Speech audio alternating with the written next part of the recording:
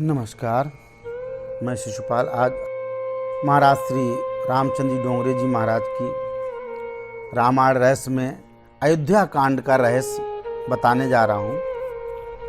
कि सबसे पहली बात कि जो आदमी भागम भाग लगा उसके लिए मैं केवल यही कहूँगी, थोड़ा रुको, ठहरो और देखो कि वाकई में जीवन में सत्य क्या है कि बहुत पसारा मत करो, कर थोड़े की आस, बहुत पसारा जिन किया वे भी गए निराश।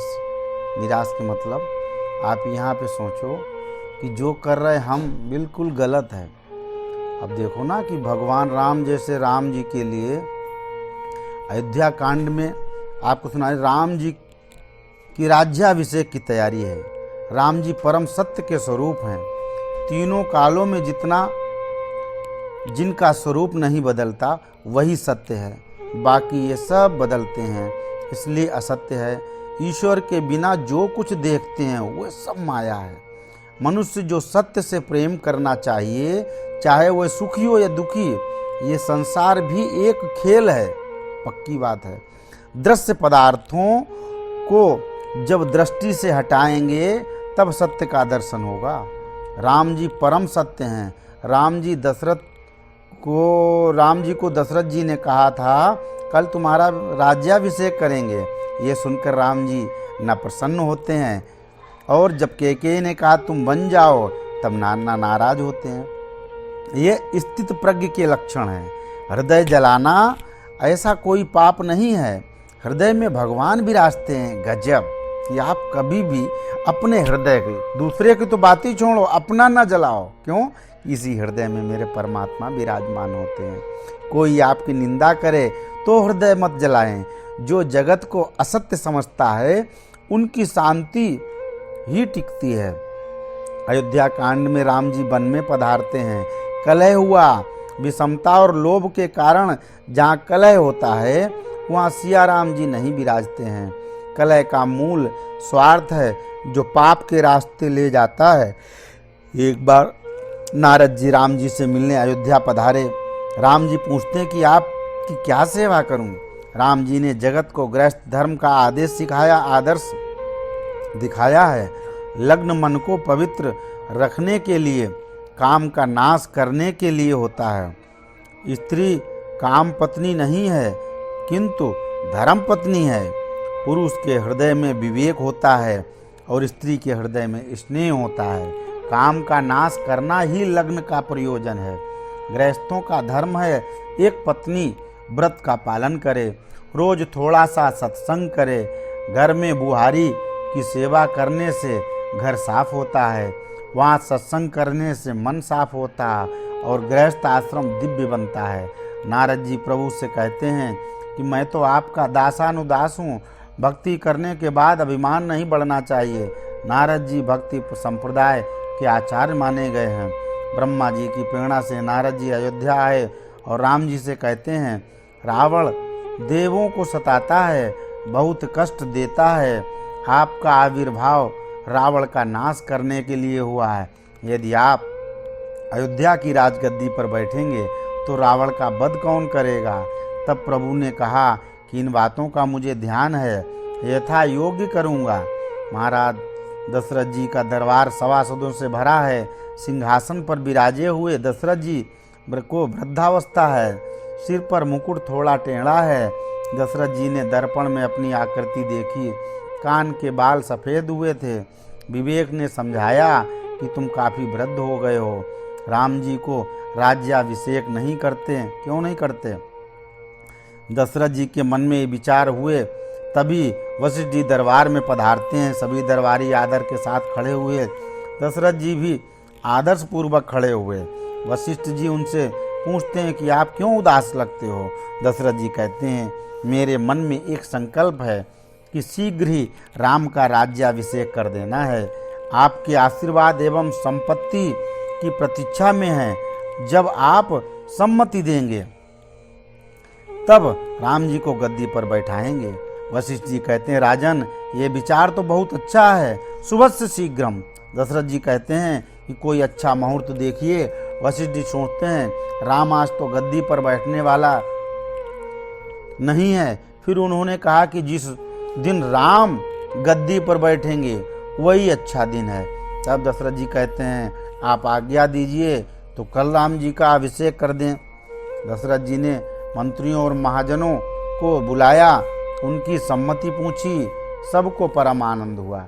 दशरथ जी अब राज्याभिषेक की तैयारी करने को कहते हैं और सुमंत जी कहते हैं राजन हम सारी तैयारी कर चुके हैं।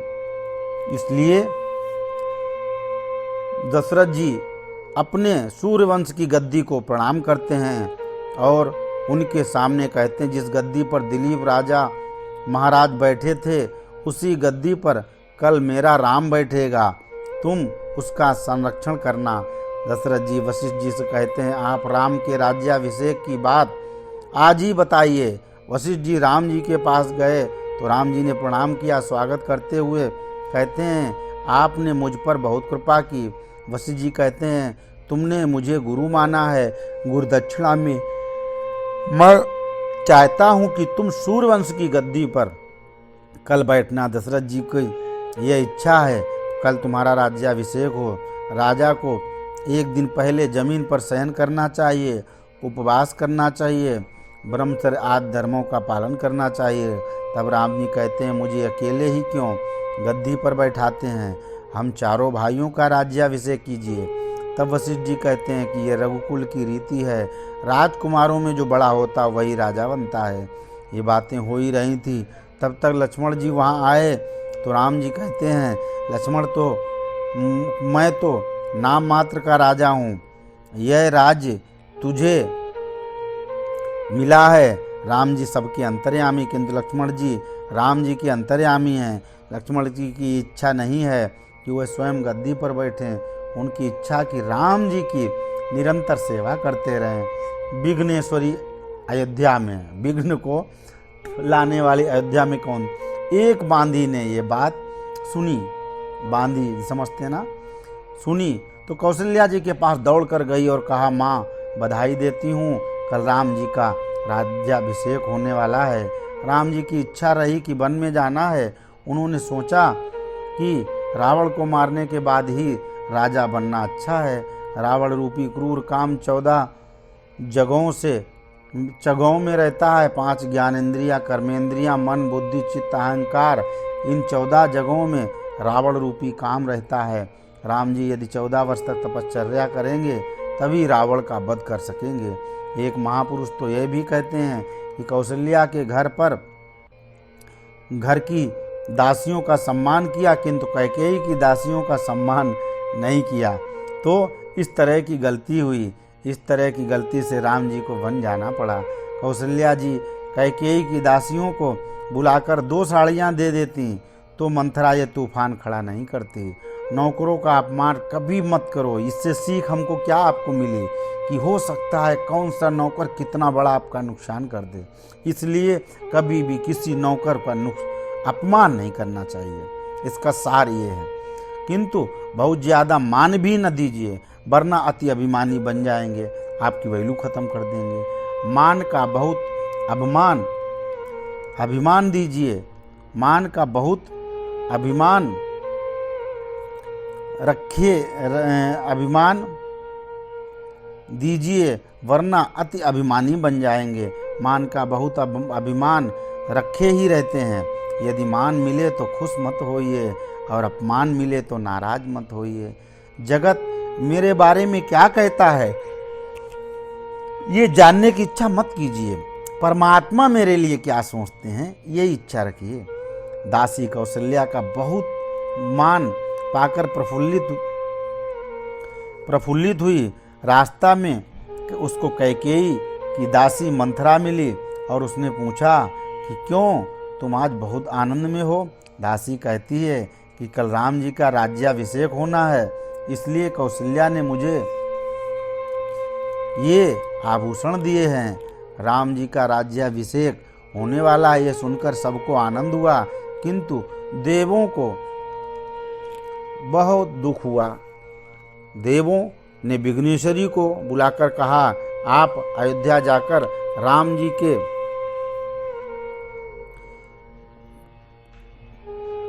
जी के राज्याभिषेक में विघ्न कीजिए। विघ्नेश्वरी ने सोचा कि किसके अंदर प्रवेश करें।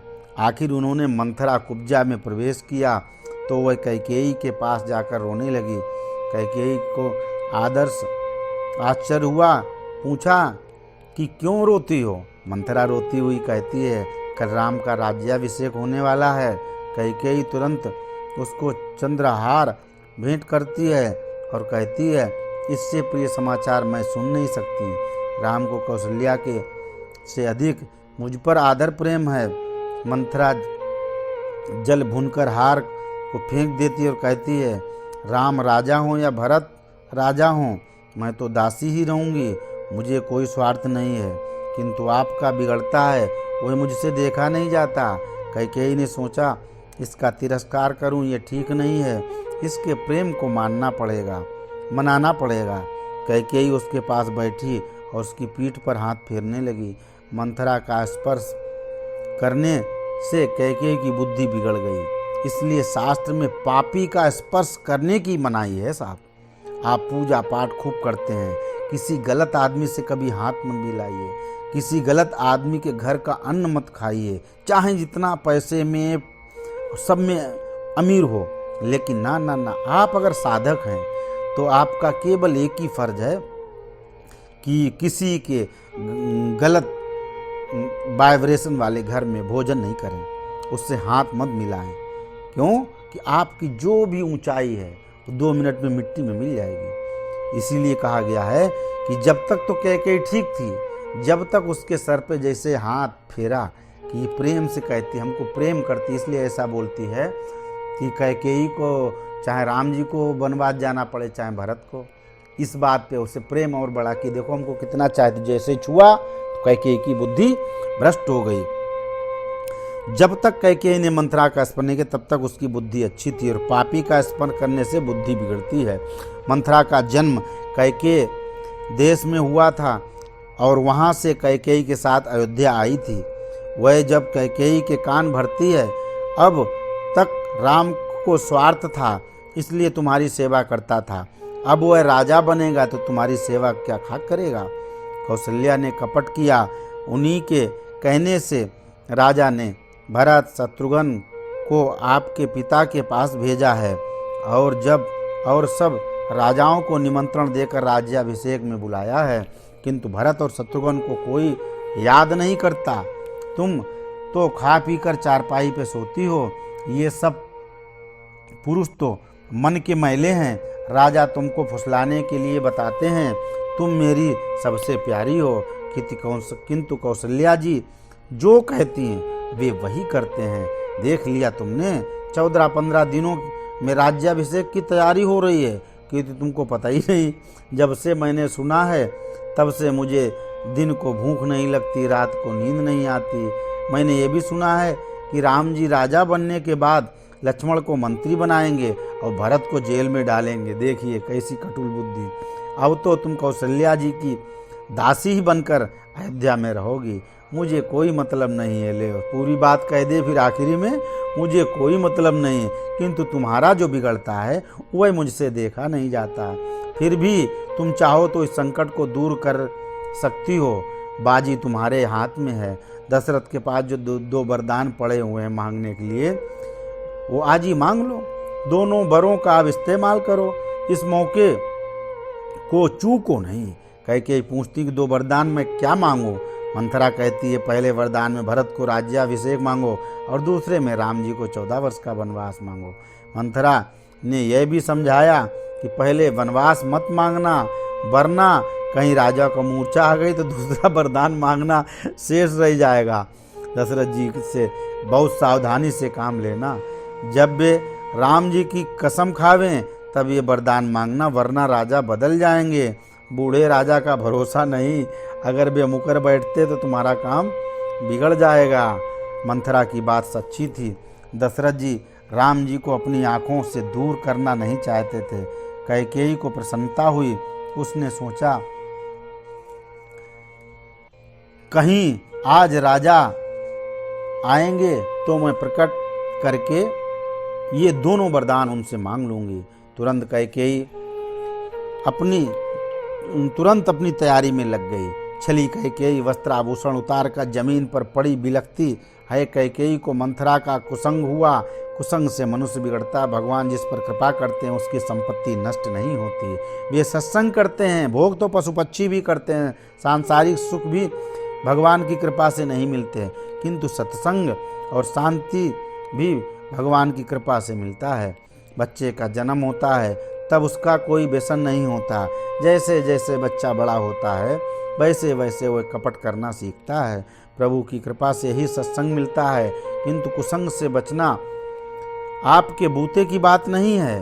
कुसंग यानी अति कामी का संग, अति लोभी का संग, व्यसनी का संग, नास्तिक का संग। सांसारिक सुख भोगने में वैराग्य रखिए और पैसे का सदुपयोग कीजिए। मोह बंधन में न फंसिए। जिसका सदुपयोग आप नहीं कर सकते उसका सदुपयोग आपकी संतान करेंगी, ऐसी अपेक्षा गलत है। कामी के संग मनुष्य इंद्रियों का गुलाम बनता है। कोई जितेंद्रीय महापुरुष मिले तो उसका सत्संग करो, या तो राम नाम का जप करो और रामायण का संग करो। 2 वरदान। दशरथ जी का रोज का नियम था कि वे राजकाज के काम देखने के बाद शाम को रानी कैकेयी के महल आते हैं। जब महाराज पधारे, किंतु कैकेयी उस दिन अगवानी करने आई नहीं। महाराज ने पूछा तो पता लगा कि कैकेयी को भवन में जमीन पर पड़ी हुई हैं। दशरथ जी तुरंत वहां जाकर कैकेयी से पूछते हैं, तुम्हें क्या हुआ? तेरे कहने से ही तो मैंने राम का राज्याभिषेक निश्चय किया। कैकेयी सुनकर बहुत गुस्सा करती है। शास्त्रों में लिखा है कि स्त्री के अधीन रहना पाप मोल लेना है। जो आदमी स्त्री के अधीन रहता, गुलाम रहता है, तो पाप। दशरथ जी कैकेयी के अधीन थे। भरत और शत्रुघ्न साथ होते हैं, महाराज कैकेयी के अधीन नहीं होते। ये दोनों पुत्र जब दशरथ जी से दूर जाएं तभी वे कैकेयी के अधीन बनते हैं। दशरथ जी कैकेयी को मनाते हैं, तेरी इच्छा क्या है? मैं और ये सारी राज्य संपत्ति तेरे अधीन है। तेरी इच्छा अनुसार मैं जब सब कुछ करने को तैयार हूँ। आज दिन तक मैंने किया, राम जी की शपथ नहीं ली, क्योंकि वह मुझे प्राण से भी प्यारा है। किंतु आज मैं राम जी की शपथ लेकर कहता हूँ कि तू जो मांगेगी वह दूंगा। फंस गए अब दशरथ जी। जब कैकेयी पूछती, आप सचमुच में जो मांगोगे दोगे? दशरथ जी कहते हैं, यस, ये रघुकुल की रीति है, मेरा वचन कभी मिथ्या नहीं जाता है। कैकेयी कहती है, मैं तो वरदान आज आपके पास अमानत में है वह मांगने हैं। राजा कहते हैं कि 2 क्या 4 मांगो। कैकेयी कहती नहीं, पहले 2 वरदान में राम के बदले भरत का राज्याभिषेक, और दूसरे वरदान में राम कलवल वस्त्र पहनकर 14 वर्षों के लिए बन जाएं। दूसरा वरदान सुनकर दशरथ जी का दिल कांप उठा और वे घबराते हुए कहते हैं, भरत को राज्याभिषेक करने को मैं तैयार हूँ, किंतु राम को तू बन क्यों भेजती है? उसने तेरा क्या बिगाड़ा? अब मैं ज्यादा जीने वाला नहीं हूँ। तू मुझे राम वियोग में मत मार। रोज तू राम की प्रशंसा करती थी, आज तुझे क्या हो गया? कैकेयी निष्ठुर बनकर दशरथ जी को तिरस्कार करती है और कहती है, रघुकुल रीति में कहा है कि यदि वचन का पालन नहीं करोगे तो आपको नरक में जाना पड़ेगा। दशरथ जी कहते हैं, राम तो मेरे कहने से तुरंत वन में जाने को राजी हो जाएगा, किंतु मेरा प्राण भी वो पीछे उसके चला जाएगा। बहुत मनाने पर भी कैकेयी नहीं मानी। तब दशरथ निराश होकर कहते हैं, मुझ पर दया करो, मैं राम को लेकर अयोध्या से बाहर चला जाऊंगा, किंतु मेरे राम को मुझसे दूर मत करो, क्योंकि 14 साल के बाद जब राम का राज्याभिषेक होगा तब उसे देखने के लिए मैं जिंदा ही नहीं रहूँगा। भरत होता राजा बनने को तैयार नहीं होगा, तुम्हारी बदनामी होगी, तब तुझे पश्चाताप होगा, इसलिए तू मेरी बात मान जा। कैकेयी आखिर कुछ भी नहीं मानती। तब दशरथ महाराज सूर्य महाराज से प्रार्थना करते हैं कि आज आप बाहर मत निकलिए, वरना मेरा राम वन में चला जाएगा। दशरथ जी ने अपने मुंह से ऐसा नहीं कहा कि तुम वन में जाओ, किंतु कैकेयी ने ही राम से कहा। दशरथ जी शंकर जी से प्रार्थना करते हैं कि हे भगवान, मेरे राम को ऐसी बुद्धि दीजिए कि वो मुझे छोड़कर वन में न जाए। दशरथ जी बहुत घबराए, उनको रात भर नींद नहीं आई, अंदर अंदर बहुत टूट चुके थे। उनकी व्यथा वेदना की कोई सीमा नहीं थी। अयोध्या की प्रजा राम जी का राज्याभिषेक देखने के लिए बहुत आनंद में थी। प्रातःकाल होते ही राजमहल के आंगन में बहुत भीड़ हुई। महाराज दशरथ रोज 4 बजे उठ जाते हैं। 4 बजे उठकर ध्यान और जप करेंगे। आज भी ऐसा करेंगे, ईश्वर का कृपा पात्र बनेंगे और भगवान आपको पाप करने से रोकेंगे।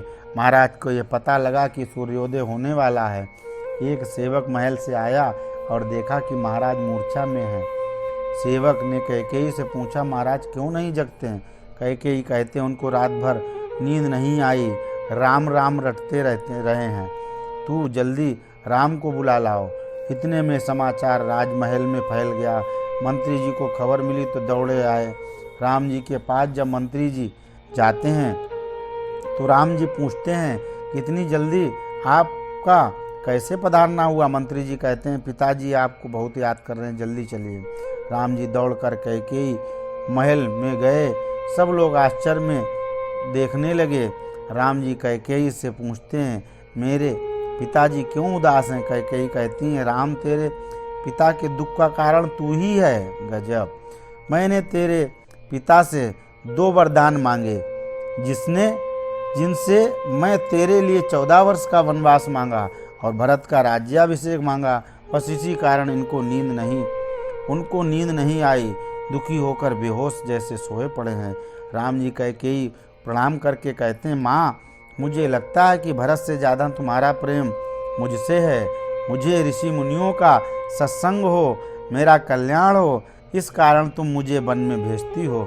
मेरा भाई भरत राजा बनेगा, ये सुनकर मुझे आनंद होता है। यह सब तो साधारण सी बात है, इसमें पिताजी क्यों इतने दुखी हुए? राम जी दुखी दशरथ को प्रणाम करते हैं तो दशरथ जी रो पड़ते हैं। राम जी को कसकर आलिंगन करते हैं। तब राम जी कहते हैं, आप तो धर्म धुरंधर हैं। विपत्ति के समय में महापुरुष स्ववचन का पालन करते हैं। 14 वर्ष तो अभी खत्म हो जाएंगे। आपके आशीर्वाद से वन में भी मेरा कल्याण होगा और फिर मैं आपको प्रणाम करने आ जाऊंगा। दशरथ जी कुछ नहीं बोल सके। उनके दिल की इच्छा यह थी कि जिस तरह राम जी वन में न जाएं किसी भी तरीके से। उनका हृदय कह रहा था कि मैं राम से कैसे कहूँ कि मेरा वचन झूठा हो जाए। राम, जैसे भी तुम हो यहीं रह जाओ, क्योंकि तुम्हारे चले जाने से मेरा प्राण भी चला जाएगा। दशरथ जी कुछ बोल नहीं सके। आँख से आंसू बहते रहते थे। पिताजी को प्रणाम कर राम जी कौशल्या माँ के पास जाते हैं। अभी तक कौशल्या माँ को कुछ नहीं पता था। वही तो समझती थी कि आज राम का राज्याभिषेक होने वाला है, इसी कारण आशीर्वाद लेने आया है। तो कौशल्या कहती हैं, तू जल्दी आया तो अच्छा हुआ, राज्याभिषेक से पहले कुछ खा ले। तब राम जी कहते हैं कि माँ, पिताजी ने मुझे वन का राज्य दिया है। कौशल्या जी व्याकुल हुई और उनको बहुत दुख हुआ। फिर धीरज रख कर कहती हैं, बेटा, राजा का तेरे ऊपर बहुत प्रेम था, तुझे एकदम वनवास कैसे दिया? तुझे वन में जाना हो तो जा सकता है, उसका मुझे दुख नहीं है, किंतु तेरे पिताजी ही तेरा वियोग सहन नहीं कर पाएंगे। वन में वन देवता तेरी रक्षा करेंगे। मेरी भी इच्छा तो होती है कि मैं भी तेरे साथ जाऊं, किंतु मेरा पतिव्रत धर्म मुझे मना करता है। सीता जी को पता लगा तो वहाँ आई कौशल्या जी की ऐसी इच्छा है कि सीता जी घर में रहें। राम जी सीता जी से कहते हैं कि माता पिता की सेवा करने के लिए तुम्हें यहीं रहना चाहिए, वन का दुख तुमसे सहा न जाएगा। तब सीता जी राम जी से कहती हैं, मेरे पति के बिना स्वर्ग का सुख नरक के समान है। मैं वन में साथ रहकर आपकी सेवा करूंगी, मेरा त्याग न कीजिए। मैं आपके साथ जाऊंगी। 14 वर्ष के बाद जब आप वन से लौटेंगे तब तक सीता जीवित रहेगी, ऐसा आपको विश्वास हो तभी मुझे यहाँ रहने की आज्ञा दीजिए। बहुत समझाने बुझाने पर भी सीता जी साथ चलने पर डटी रहीं, तो विवश होकर राम जी ने सीता को वन में साथ ले जाने की बात मान ली। लक्ष्मण को पता चला, दौड़ कर आए। वे कुछ क्रोध में थे और राम जी से बोलने लगे कि आपका राज्याभिषेक मैं करूँगा। तब राम जी समझाते हैं, प्रिय भाई, ये जीवन मिथ्या है, यौवन क्षणभंगुर है। वन में जाने से ऋषि मुनियों का सत्संग होगा, ऐसा सुंदर अवसर मिलता है तो तू गुस्सा क्यों करता है? गुस्सा करने से पुण्य का नाश होता है। राम जी के उपदेश पर लक्ष्मण जी कहते हैं, आप आज्ञा दीजिए कि मैं भी आपके साथ जाऊंगा। राम जी कहते हैं, लक्ष्मण, तुम्हें तो माता पिता की सेवा करने के लिए घर में रहना चाहिए। लक्ष्मण जी कहते हैं, आप ही मेरे माता पिता हैं। आखिर राम जी कहते हैं, तुम सुमित्रा माँ की आज्ञा लेकर आओ। सुमित्रा जी लक्ष्मण जी से कहती हैं, बेटा, तुझे अकेले को सेवा का लाभ देने के लिए ही राम वन में जाता है। इस तरह सेवा करना कि वे अयोध्या भूल जाएं। वहीं पुत्रवती सौभाग्यवती स्त्री मानी जाती है जिसका पुत्र राम जी का सेवक है। उस समय लक्ष्मण जी की पत्नी उर्मिला वहां आई। वह समझ गई कि मेरे पति की इच्छा मुझे साथ ले जाने की नहीं है, तो मैं क्यों आक्षेप करूं। लक्ष्मण जी भी कुछ बोलते नहीं, वे दौड़कर रघुनाथ जी के पास चले गए। वनगमन। तो वनगमन अयोध्या कांड में वनगमन में अयोध्या के लोगों कैकेयी के द्वारा किए गए इस अनर्थ का समाचार सुनकर बहुत क्षोभ हुआ। उनको बड़ा धक्का लगा। सब व्यथित होकर कहने लगे कि हम भी राम जी के साथ वन में चले जाएंगे। राम, लक्ष्मण, जानकी कैकेयी के महल में आए और सीता जी से कहते हैं कि अब हमें आज्ञा दीजिए। आए पिताजी से कहते हैं कि हमें आज्ञा दीजिए। तब कैकेयी को क्रोध आया। वे राम से कहती हैं, तेरे पिताजी तुझे कभी आज्ञा नहीं देंगे, किंतु मैं आज्ञा देती हूँ। कैकेयी वल्कल वस्त्र ले आई। कैकेयी ने सीता जी को भी वल्कल वस्त्र दिए। उस समय वशिष्ठ जी वहाँ पधारे। वे वशिष्ठ जी के हाथ से वल्कल वस्त्रों को खींच लेती हैं और कैकेयी से कहते हैं वनवास का वरदान तो तुमने राम जी के लिए मांगा है, सीता जी के लिए नहीं। हमारी बहू तो बहुमूल्य वस्त्र आभूषणों को साथ ही ले जाएगी।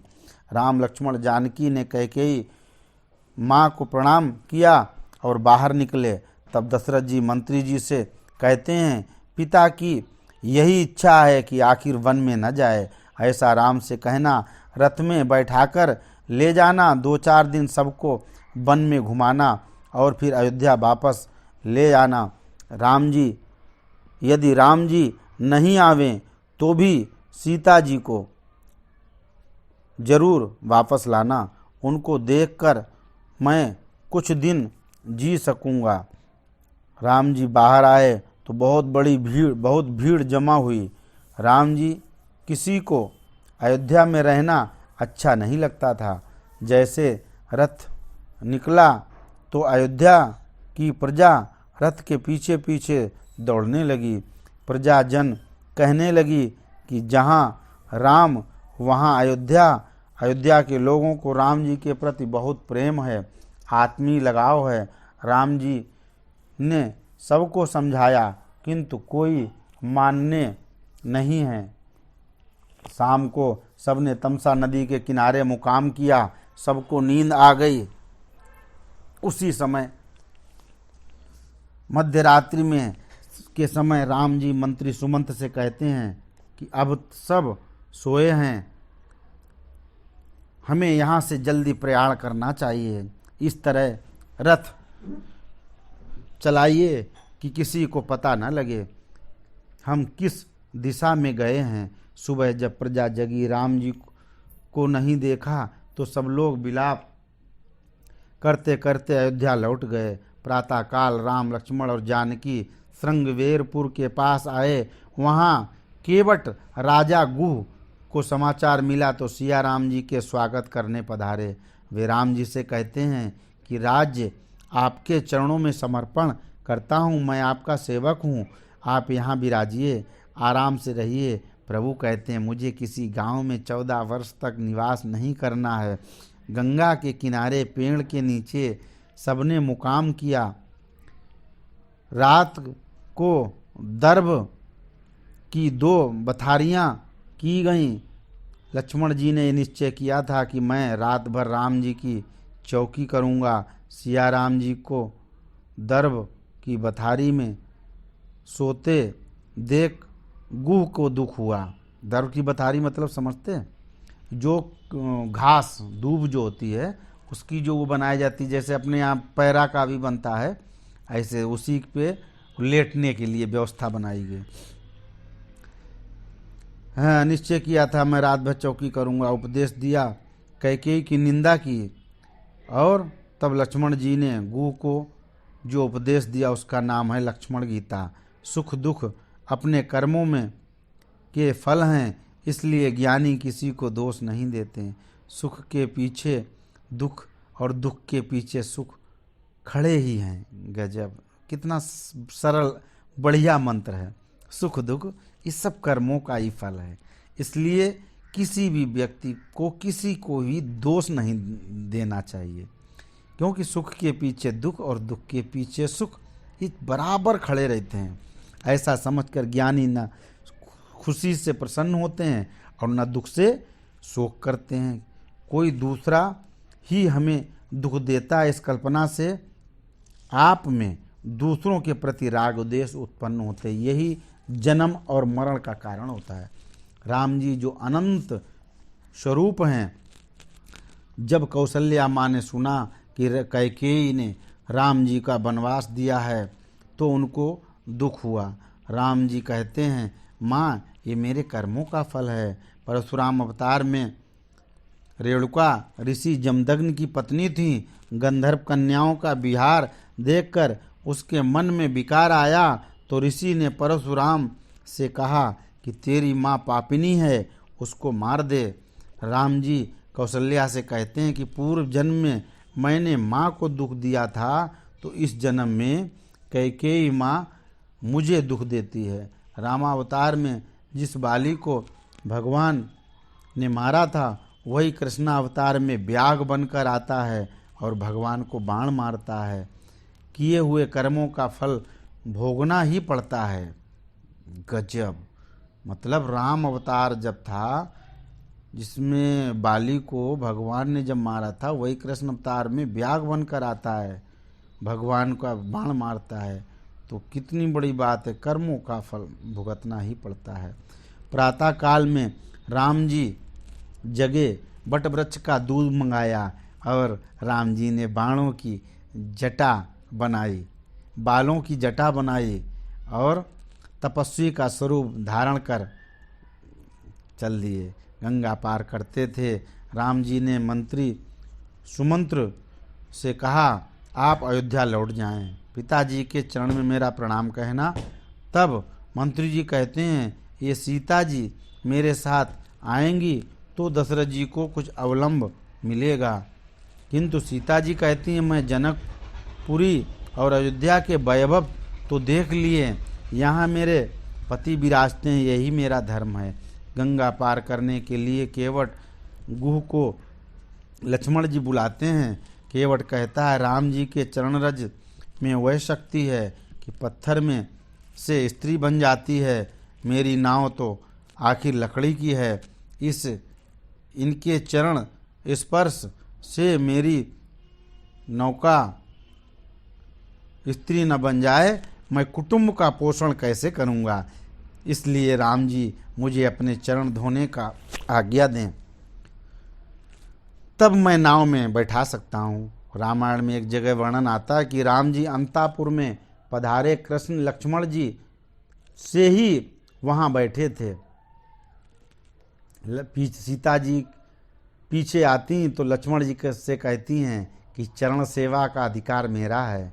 तब सीता जी राम जी से कहती हैं कि लक्ष्मण के लिए से कहिए कि ये यहाँ से जाएं।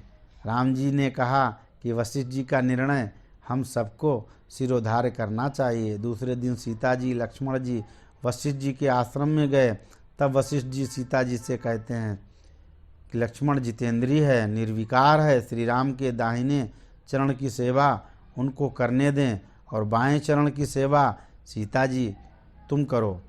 राम जी सोचते हैं कि वशिष्ठ जी ने दोनों चरणों के मालिकों को सेवा पहले ही सौंप दी, अब आज केवट के दोनों चरणों की सेवा करना चाहता है, ये तो विलक्षण भगत है। केवट दौड़कर लकड़ी का कठौता ले आया। वनवास में 14 वर्षों में राम जी ने किसी के पात्र का स्पर्श नहीं किया था, अन्न नहीं खाया। ये केवट पूर्व जन्म में क्षीर सागर में कच्छप हुआ करता, कछुआ जिसको बोलते हैं। यही नारायण की चरण सेवा करने का सौभाग्य उस कछुए को नहीं मिला था। तब लक्ष्मण जी भगवान की चरण सेवा करते थे और सीता जी लक्ष्मी जी सीता जी बनकर पधारी हैं। शेषनाग भी चरण सेवा करते थे, जो आज लक्ष्मण जी के रूप में आए हैं। ये कछुआ अब केवट बनकर आया है। केवट सीता जी लक्ष्मण जी से कहता है, उस दिन तुम दोनों ने प्रभु के चरण सेवा करने नहीं दी, अब तुम दोनों देखते रहो और मैं प्रभु चरण सेवा कैसे करता हूँ। सीता जी को आश्चर्य हुआ कि गांव का अनपढ़ आदमी, उसको राम जी का कितना प्रेम है। तब प्रभु ने सोचा कि इसको कुछ उतराई दें और सीता जी ने अंगूठी उतार कर राम जी को दी। राम जी ने उसे केवट को देने लगे। तब केवट कहता है, मेरी और आपकी एक जाति है। गजब! वो जाति क्या है? मैं उतराई नहीं लूँगा। लक्ष्मण जी को ये सुनकर बड़ा गुस्सा आया कि इसकी औकात क्या है, तुम कहते हो मेरी तुम्हारी एक ही जाति है। अरे तू केवट है और तुम्हारी एक जाति मेरी कैसे हो सकती है? किंतु राम जी और मैं एक जाति का हूँ। मैं लोगों को गंगा के पार उतारता हूँ और राम जी लोगों को संसार सागर से पार उतारते हैं। मैं गंगा जी का केवट हूँ और प्रभु राम जी संसार सागर के केवट हैं। अब समझे? गंगा पार करके राम जी, लक्ष्मण जी, जानकी जी आगे चलने लगे। चलने में ही मर्यादा और विनय थी। लक्ष्मण जी सिया राम के चरणों को बचाकर चलते थे। राम जी ने क्रम बदल लिया, आगे लक्ष्मण जी, पीछे सीता जी और पीछे राम जी। ऐसे चलने लगे। जैसे जैसे मुकाम करते गए थे, वहाँ के लोग सीता को वंदन करते हैं, स्वागत सत्कार करते हैं। फिर रघुनाथ जी प्रयागराज पधारे।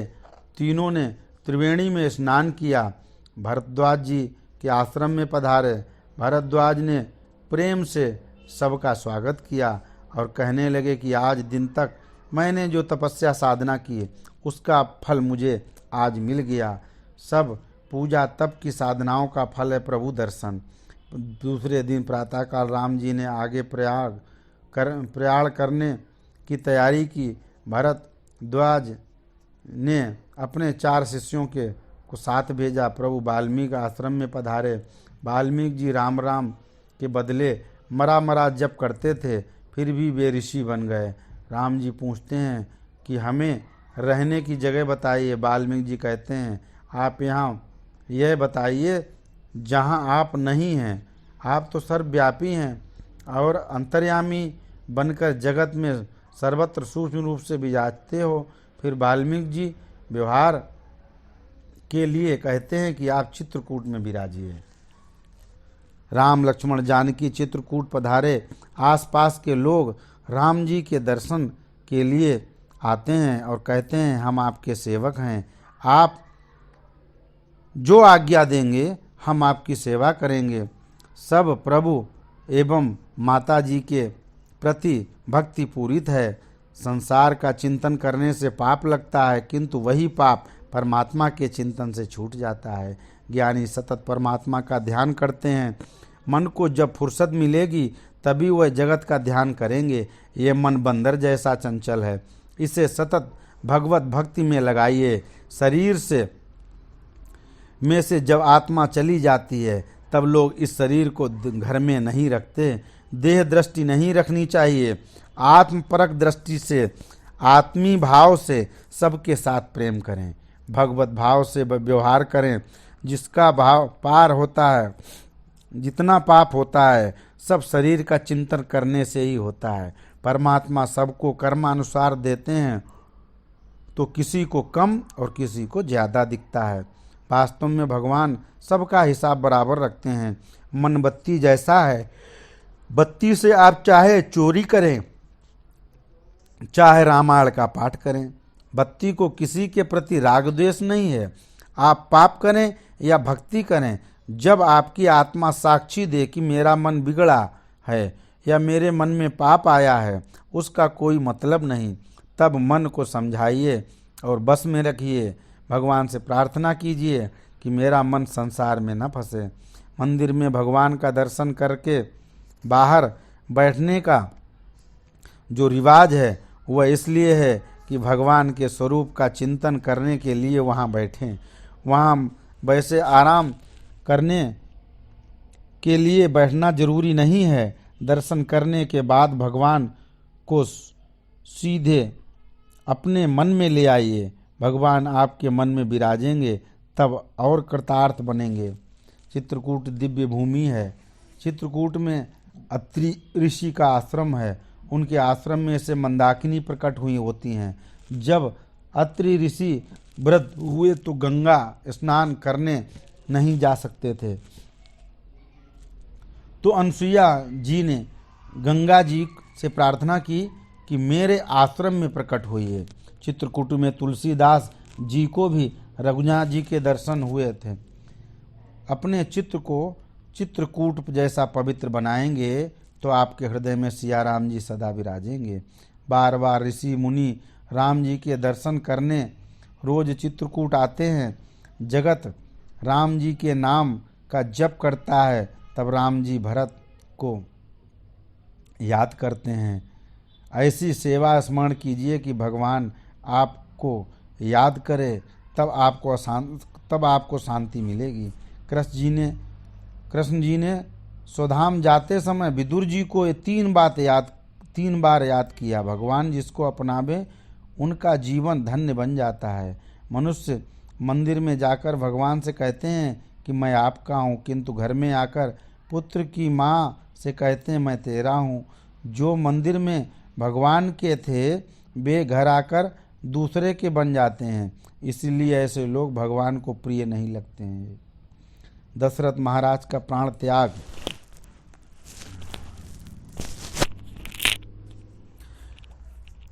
राम जी के साथ केवट गुह चित्रकूट तक आए थे। अब क्या हुआ?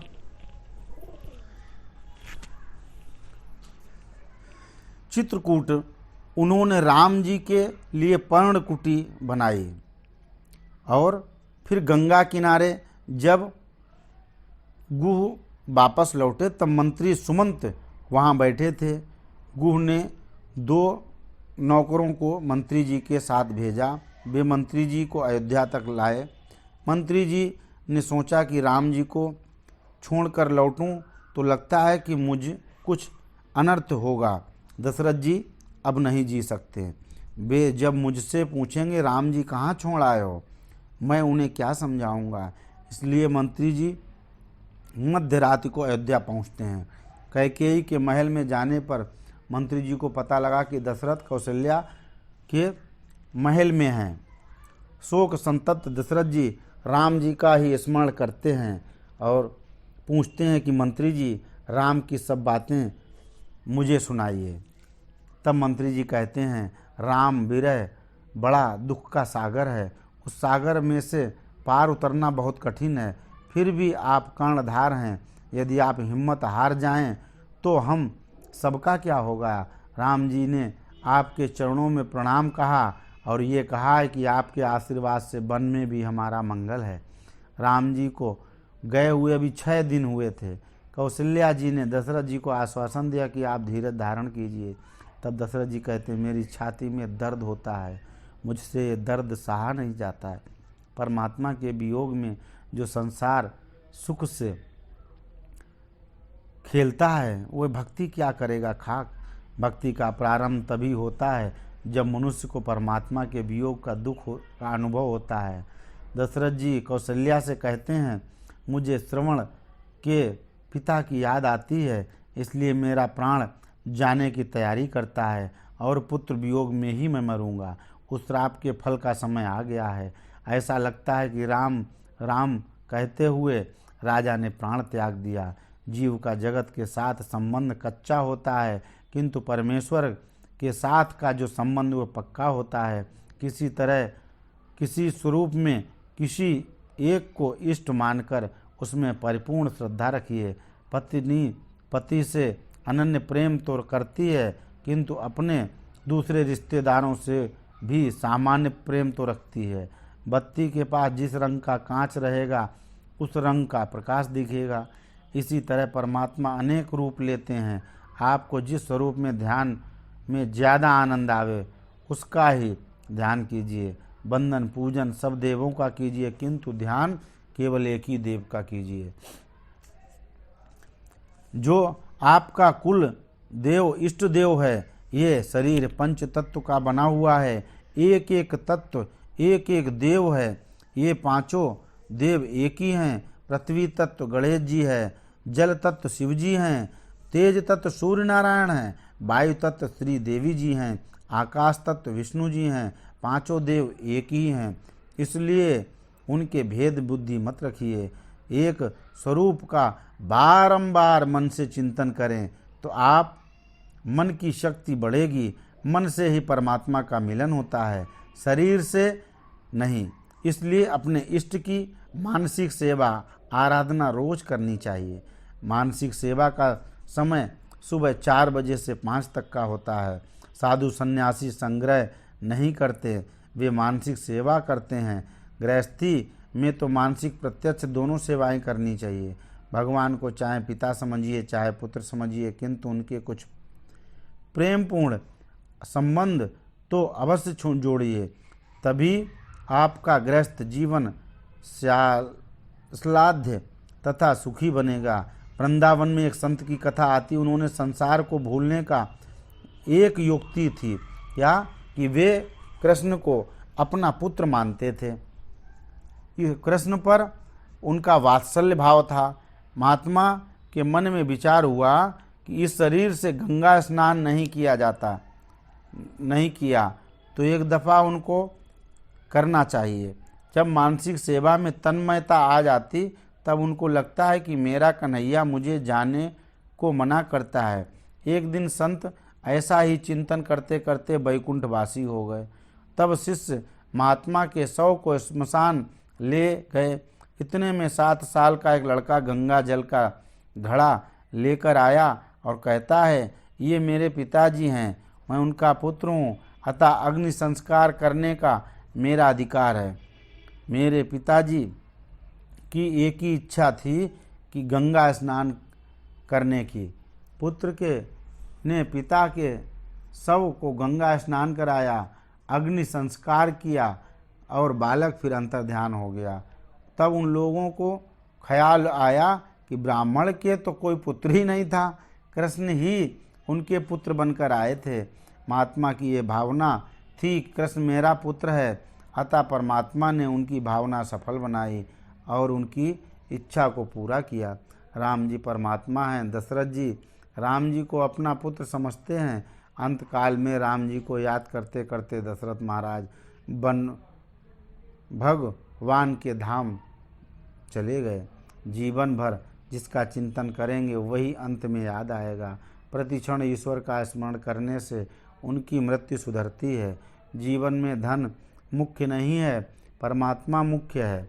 जब से धन मुख्य हुआ है तब से जगत में पाप बढ़ा है। परमात्मा के चरणों तक पहुंचना ही मनुष्य जीवन का लक्ष्य है, किंतु मनुष्य अपने लक्ष्य को ही भूल गया है।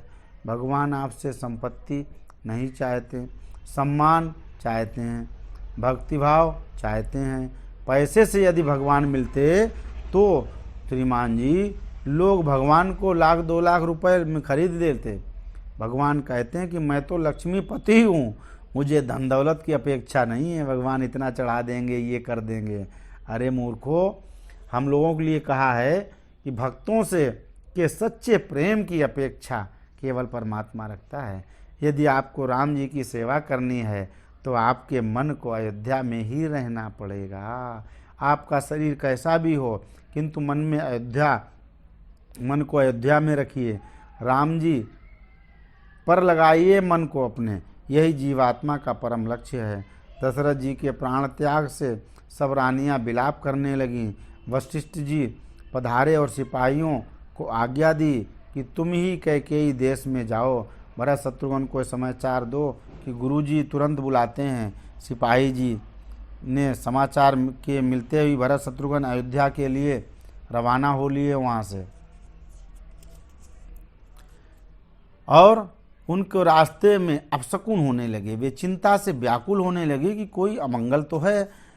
हित हमार रघुपति सेवकाई। भरत ने अयोध्या में प्रवेश किया तब बाजार बंद थे, लोग काले कपड़े पहने हुए थे। भरत जब कैकेयी के महल गए और पूछा, माँ मेरे भाई मजे में हैं, पिताजी कहाँ हैं? कैकेयी कपट से बोलती है, बेटा तेरे पिता का स्वर्गवास हुआ। भरत को दुख हुआ कि मैं पिता के अंतिम दर्शन नहीं कर सका। कैकेयी ने जब दोनों वरदानों की कथा सुनाई तो भरत कैकेयी का तिरस्कार करने लगे। मंथरा भी वहाँ रहती है। शत्रुघ्न ने मंथरा को लात लगाई। फिर भरत जी कौशल्या माँ के महल जाते हैं। उनके मन में चारों पुत्रों के प्रति समान प्रेम था। भरत माँ से पूछते हैं कि मेरे पिताजी कहाँ हैं? कौशल्या जी कहती हैं, तेरे पिता तो भाग्यशाली हो गए, उनका जीवन मरण दोनों मंगलमय हो गया। भरत जी कहते हैं, माँ राम जी के वनवास जाने में यदि मेरी सम्मति हो तो मैं नरक में जाने के लिए तैयार हूँ। हे माँ, हमें राजपाट नहीं चाहिए। ऐसा कहकर भरत जी रुदन करने लगे। कौशल्या माँ कहती हैं, बेटा तेरा राम से कितना प्रेम वो मैं जानती हूँ। ये दोष मेरे दुर्भाग्य का है जिससे विधाता प्रतिकूल होता है। फिर वहाँ वशिष्ठ जी पधारते हैं, दोनों भाइयों को समझाते हैं, सांत्वना देते हैं। मरण जहाँ भी हो यह महत्व का ही नहीं है, किंतु मरते समय मन की स्थिति कैसी है उसके ऊपर मृत्यु के बाद की गति का आधार है। यदि मन भगवत चरण में न हो तो बिगड़ता है। रामायण में लिखा है कि दशरथ जी ने आज्ञा दी कि मेरा राम वन में गया है। उस समय यदि भरत की सम्मति होती है तो उनके हाथ मेरा अग्नि संस्कार नहीं होता, किंतु भरत जी को तो राम जी के वन जाने के विषय में सहमत नहीं था। उन्होंने राम दशरथ जी का अग्नि संस्कार किया। तीनों रानियां को सती होने से भरत ने ही रोका।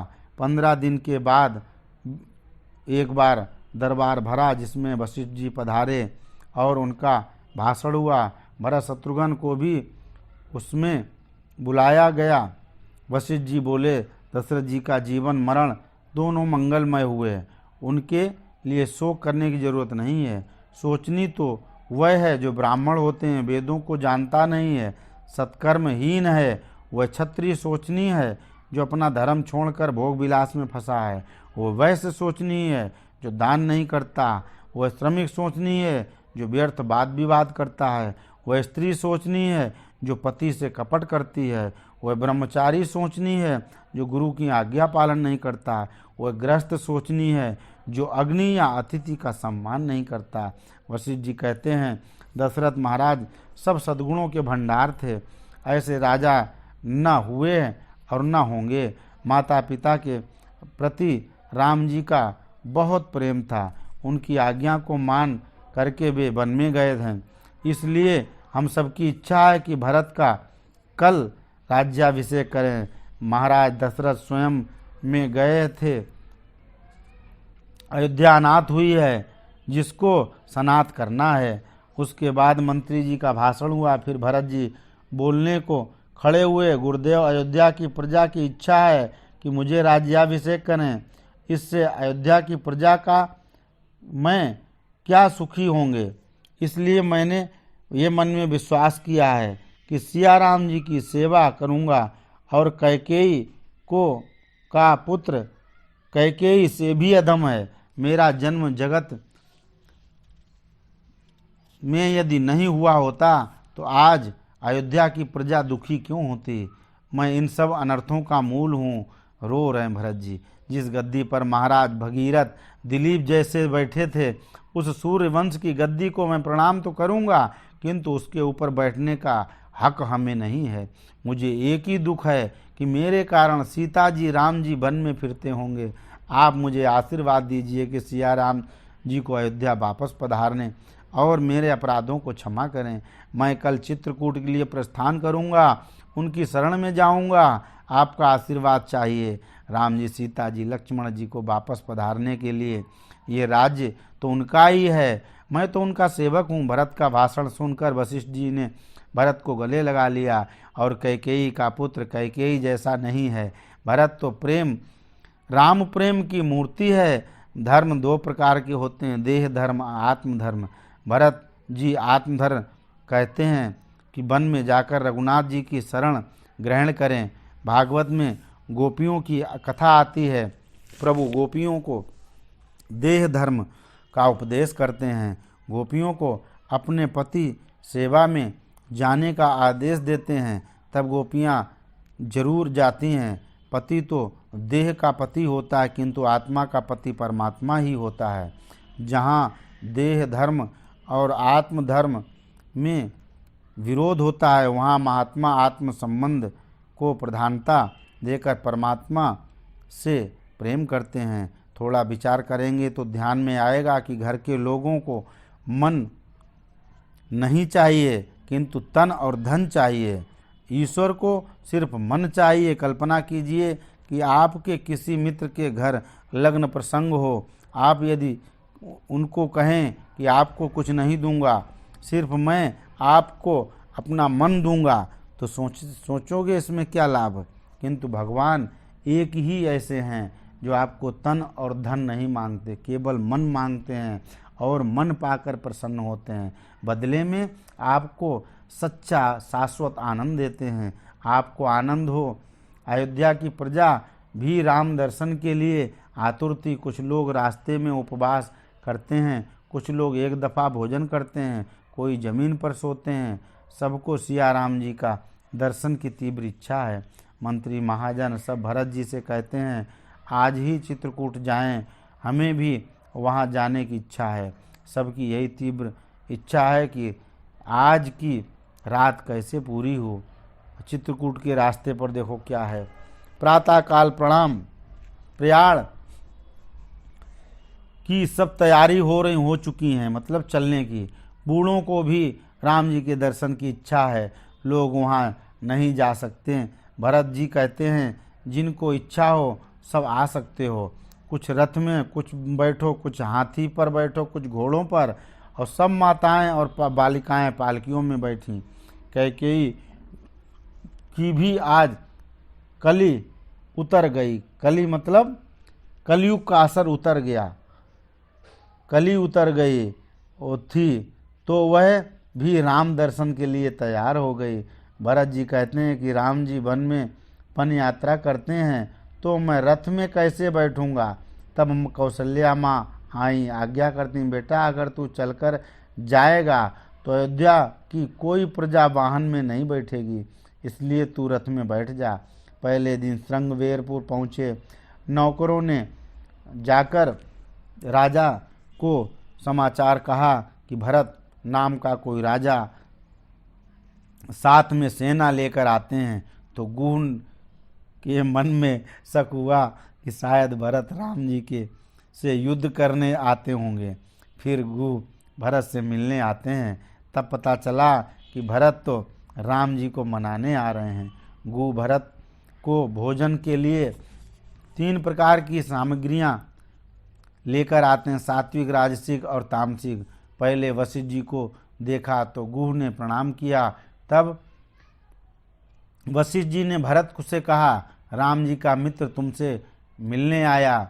गुह भरत को अपने सीने से लगाते हैं, जिसके नीचे श्री राम जी ने विश्राम किया था। वह गुह भरत को गंगा किनारे ले जाते हैं। गंगा पार करके भरत जी कहते हैं कि अब यहाँ से राम जी का पैदल गए थे, जो तुम भी रथ में बैठने की आज्ञा मत कीजिए, मैं तो राम जी का सेवक हूँ, अनुचर हूँ।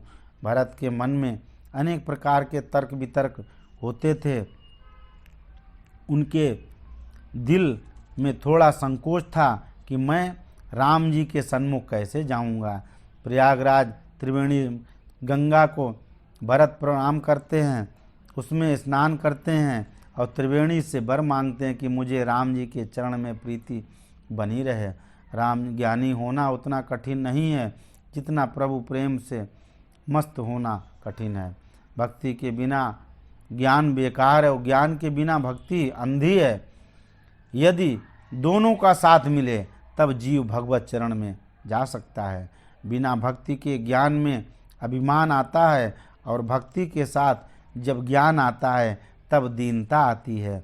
इसलिए भक्ति को ज्ञान का साथ चाहिए।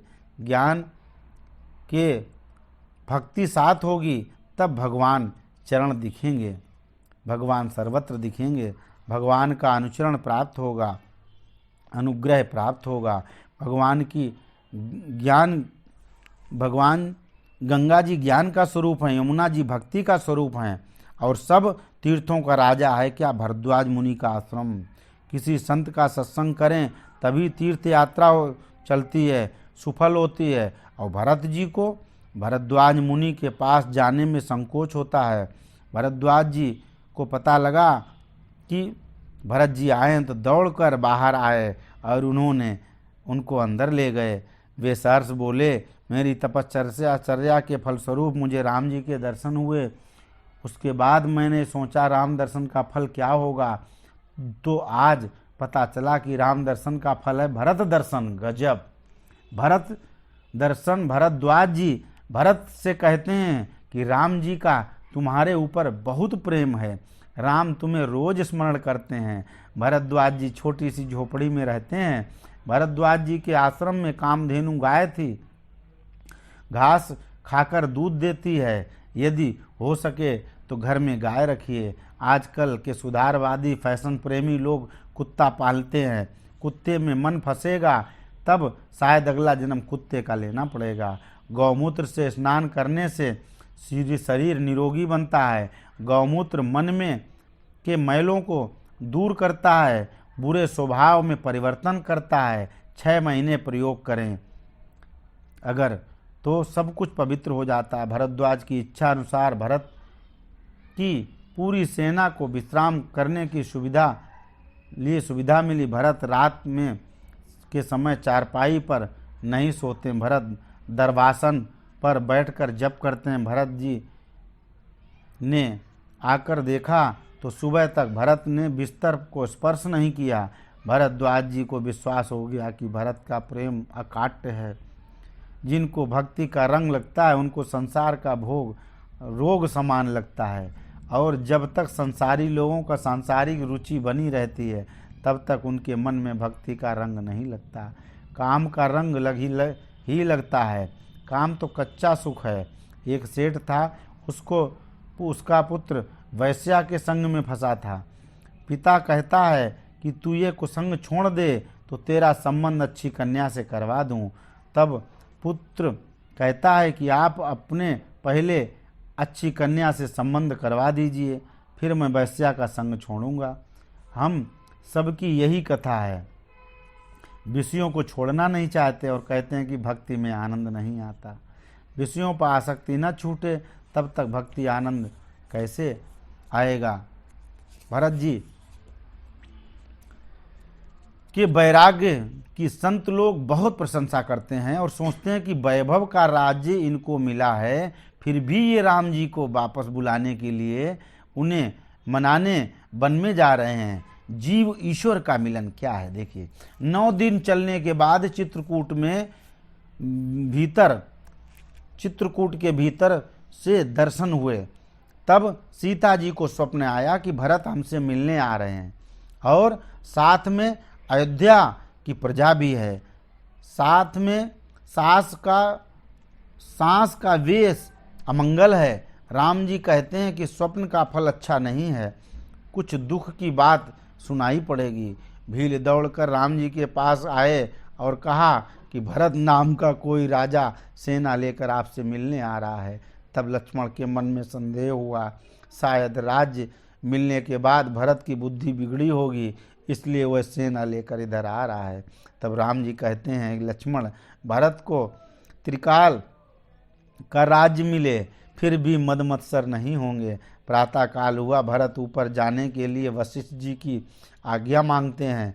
वह राम जी से मिलने के लिए भरत चित्रकूट पर साष्टांग दंडवत करते करते जाते हैं। भरत को बहुत प्रसन्नता हुई कि मैं उस भूमि का दर्शन कर रहा हूँ जिस भूमि में मेरे राम जी ने अपने चरणार बिंदु से सुशोभित और पवित्र किया है। भाव विह्वल होने के कारण भरत कुछ बोल नहीं सके। भरत ने भक्ति परवश होकर साष्टांग प्रणाम किया। राम जी गदगद होकर भरत को उठा लिया और असीम स्नेह से भरत का आलिंगन किया। चित्रकूट में जीव ईश्वर का मिलन हुआ। परमात्मा जीवात्मा का इस मिलन का चिंतन स्मरण भी पापों को जलाता है। राम भरत के दिव्य मिलन के आनंद का वर्णन कौन कर सकता है। मनुष्य स्वर्ग में जाए या बड़ा ज्ञानी बन जाए, किंतु जब तक परमात्मा के चरणों में नहीं पहुंच सकते तब तक शांति नहीं मिलेगी। जीव ईश्वर का अंश है। जगत के साथ जीव का संबंध कच्चा है, ईश्वर के साथ उसका संबंध पक्का है। यही प्राप्य है। कुछ लोग शंका करते हैं कि जो जीव ईश्वर का अंश है तब ईश्वर से अलग कैसे और कब हो, किंतु ये फिक्र करने की बजाय ईश्वर को एक बनाने के लिए साधन करें, तभी सच्ची शांति मिलेगी और आप निर्भय बनेंगे। श्री राम जी भरत जी का मिलन हो तो वाणी बंद हो जाती है। केवट राजगुग भी दोनों का प्रेम देखकर आश्चर्यचकित हो गए। भरत जी को आश्रम में बैठाकर राम जी ने वशिष्ठ जी को प्रणाम कर किया। राम जी ने सबको एक साथ आनंद दिया। प्रभु आनंद देने में उदार हैं। कौशल्या को देखकर सीता जी घबराती हैं। कौशल्या जी ने दशरथ जी को प्राण त्याग की कथा सुनाई। कौशल्या ने दशरथ जी के प्राण त्याग की कथा सुनाई। राम जी ने दशरथ जी का श्राद्ध किया। राम जी ने 14 वर्ष के वनवास में अन्न नहीं खाया, धातु पात्र का स्पर्श नहीं किया, पूरे संयम से सात्विक जीवन बिताया। ऐसा समय आया कि पुत्र पिता का श्राद्ध शायद न भी करे तो अपनी कमाई का पैसा अपने हाथ से ही सत्कर्म के लिए खर्च करे और दान करना हितकर है। सद्गति तो सत्कर्मों से ही मिल सकती है। यदि अपना कल्याण आप स्वयं नहीं कर सके तो आपके पुत्र कैसे करेंगे। भगवान के लिए इस मनुष्य रूपी श्राद्ध भैया पूछ रहा है, आपके पुत्र कैसे करेंगे।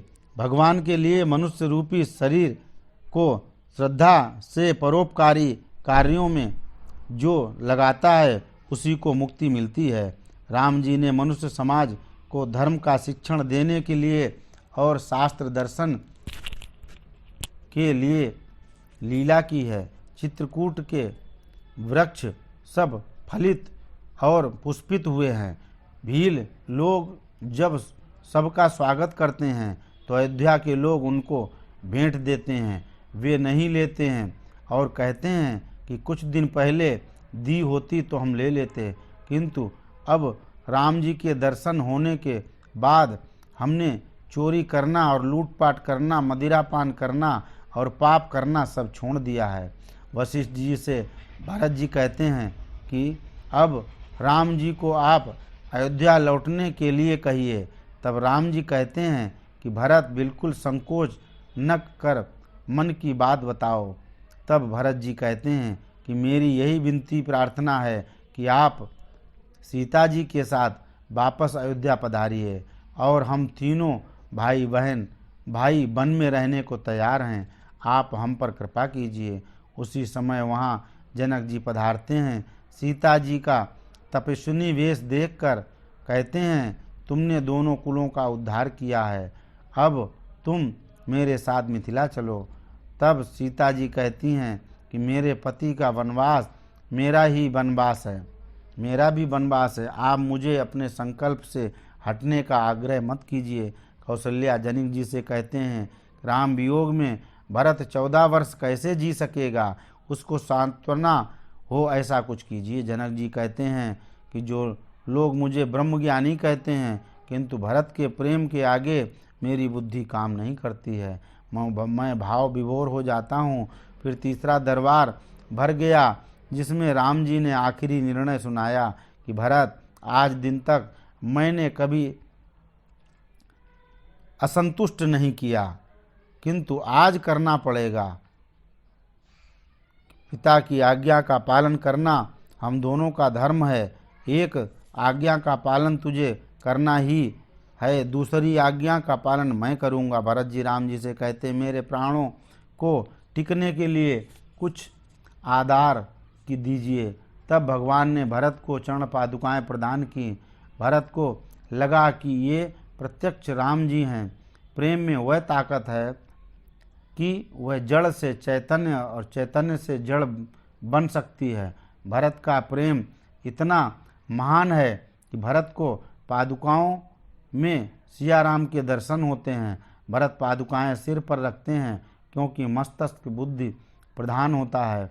उसमें यदि प्रभु को पधराएंगे तो आपके मन में कोई विकार वासना नहीं आ सकती। भरत जी ने अयोध्या के सिंहासन पर राम जी की पादुकाओं की स्थापना की और स्वयं नंदीग्राम में रहने लगे। भरत के 14 साल तक अन्न नहीं खाया, जमीन पर ही सोए और ब्रह्मचर्य का पालन किया। भिखारी को जब खाना नहीं मिले तब उपवास करना पड़ता है, किंतु ऐसे विवश उपवास से कोई फल नहीं मिलता। इस भूखमरी का उपवास कहना गलत है। भरत जी का वैराग्य दिव्य है, तपश्चर्या अलौकिक है। भरत जी राम जी की पादुका की आज्ञा के बिना कोई कार्य नहीं करते हैं। भगवान की सलाह लेना उत्तम है, किंतु मित्र की सलाह अक्सर राग द्वेष वाली होती है। इसलिए यदि सलाह ही लेनी है तो भगवान से लिया करो, ईश्वर का सतत अनुसंधान करो। भरत जी का शरीर तो अयोध्या में था, किंतु उनका मन राम जी के चरणों में था। वे राम काज को श्री राम जी के चिंतन के सहारे ही संभालते थे। आप अपनी आँख सुरक्षित रखें, तब मन चंचल नहीं होगा। भरत की पादुका में दृष्टि स्थिर करके सिया राम का जप करते हैं। राम जी जगत में सर्वत्र विराजते हैं, परमात्मा प्रत्यक्ष दर्शन देते हैं, तब मनुष्य का कल्याण होता है। जिस रूप का आप ध्यान करेंगे और नाम जप करेंगे तब भगवान प्रकट होते हैं। भरत को लगता है कि राम जी इन्हीं पादुकाओं में विराजते हैं। कृष्ण जी ने गोपियों को प्रेममयी भक्ति का दिव्य दर्शन आदर्श बताया है। जहाँ जीव को राम जी का विशेष वियोग है, उसके लिए भरत का चरित्र सर्वथा अनुकरणीय है। मनुष्य पैसे के लिए प्रवृत्ति करता है, किंतु परमात्मा के लिए नहीं करता है। भरत के जैसा पवित्र जीवन बिताएंगे तो परमात्मा अवश्य आपको मिलेगा, इसमें कोई संदेह नहीं है। इसीलिए सर्वोपरि हमारी आपकी क्या होनी चाहिए? भक्ति। सबसे पहले परमात्मा की भक्ति, इसके बाद दूसरा काम।